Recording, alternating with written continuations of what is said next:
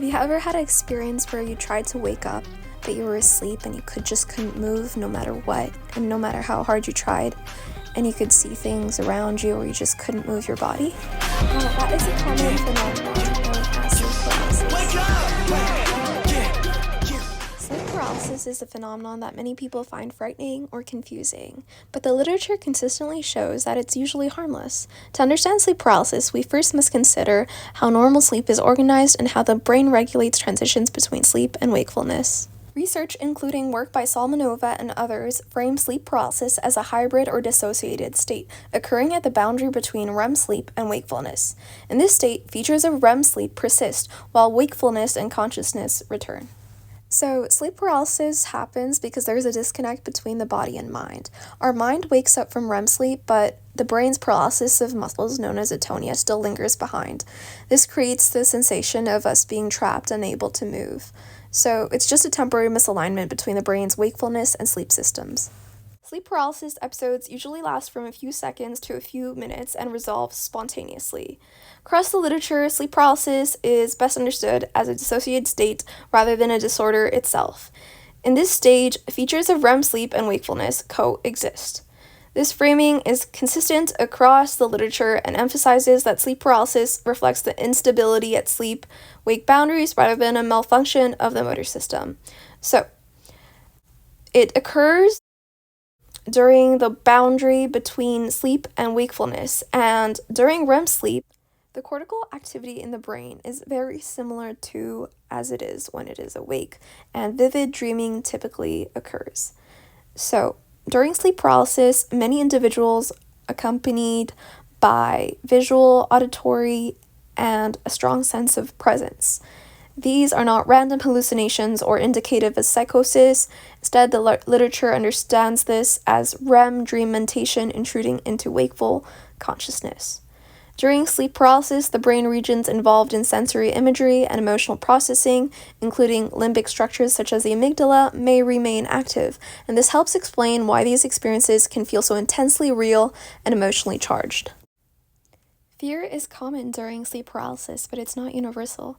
Research shows that fear is shaped not only by physiology, but also by interpretation. When individuals lack an explanation for what is happening, paralysis combined with vivid imagery can often feel threatening. However, people who understand the psychological basis of sleep paralysis often report less distress. And from a broader perspective, sleep paralysis is relatively common. Many people experience at least one episode in their lifetime, while a smaller group re-experiences sleep paralysis and has distressing episodes. This is clinically when sleep paralysis is classified as a disorder. It must cause significant distress or impairment, otherwise it is just a REM-related parasomnia. Across the literature, sleep paralysis is strongly associated with instability in sleep architecture rather than a single cause. Factors such as sleep deprivation, fragmented sleep, irregular sleep schedules, and insomnia symptoms increase the likelihood of REM-wake overlap. This supports the idea that sleep paralysis emerges when boundaries between sleep states become unstable. Psychological factors such as anxiety or trauma are associated with increased frequency or distress. However, they are not considered the primary causes. The literature suggests that certain medications may also increase the likelihood of REM-wake dissociation, which is the core mechanism underlying sleep paralysis.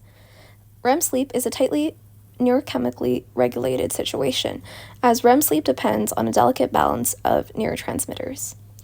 One that promotes REM sleep and cortical activation known as acetylcholine and monoamines such as serotonin and norepinephrine. These normally would suppress REM sleep and facilitate motor tone. Noradrenergic activity is low and cholinergic activity is high. Many medications, especially antidepressants, suppress REM sleep by increasing serotonin or norepinephrine. Some examples would include SSRIs, SNRIs, and tricyclic antidepressants. Some medications do not directly affect the REM neurochemistry, but instead they can cause fragmented sleep, increase nighttime awakenings, and alter sleep architecture. These would include benzodiazepines, certain sleep aids, and some antihistamines. It's important to keep in mind that sleep fragmentation increases state boundary instability, meaning that the brain switches more frequently between sleep stages and wakefulness. This makes REM-wake overlap more likely, which can cause sleep paralysis. Yes, the literature emphasizes that medication is a risk factor, but it's definitely not a cause. Sleep paralysis is more likely when medication effects interact with sleep deprivation, irregular sleep schedules, insomnia symptoms, and individual vulnerability to REM dissociation.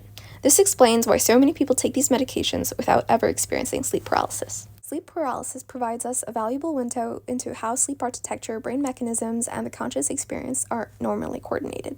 Studying sleep paralysis helps illuminate how the boundaries between sleep and wakefulness can temporarily break down, offering insight into both sleep regulation and the human consciousness.